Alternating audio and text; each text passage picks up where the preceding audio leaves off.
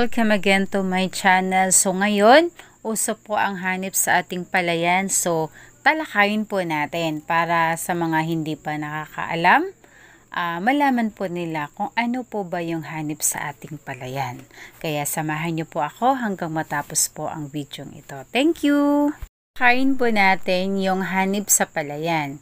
Siya po ay kilala rin sa tawag na kayumangging hanip, kayumangging ngusong kabayo, olmog, bunhok, at waya-waya or brown plant hopper.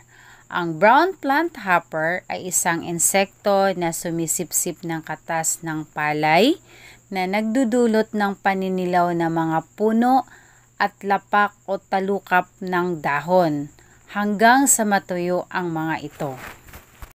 So ngayon po, talakayin po natin kung kailan sila umaatake, kung anong yugto po ng palay natin sila umaatake.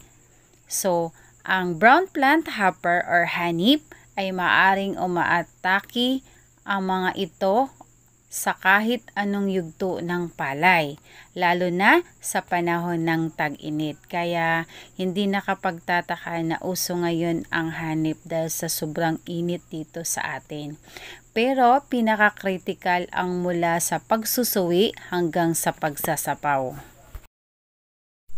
Ito po ay nabanggit ko na po sa una, ang brown plant hopper ay isang insekto na sumisipsip ng katas ng palay na nagdudulot ng paninilaw. Take note po, paninilaw ng mga puno at lapak o talukap ng dahon hanggang sa matuyo ang mga ito. Kapag mataas ang population nila, maaari itong magresulta sa tinatawag na hopper borne, ang pagkasunog o pagkamatay ng mga halaman or palay natin. Ang adult o matandang brown plant hopper ay kulay kayumanggi at ang nymph o inakay nito ay kulay krema na may bahid kayumanggi. Sila ay makikita sa may bandang ibaba o puno ng halaman. Pawang mapanira ang mga inakay at matatandang brown plant hopper. Bago po tayo mag-end, mag-shoutout po ako sa lahat ng aking mga subscribers, sa aking members. Ako si Nika Vlog, Mel MTV Vlog. Ayan, maraming salamat po sa inyo, Sir Prince Neljean.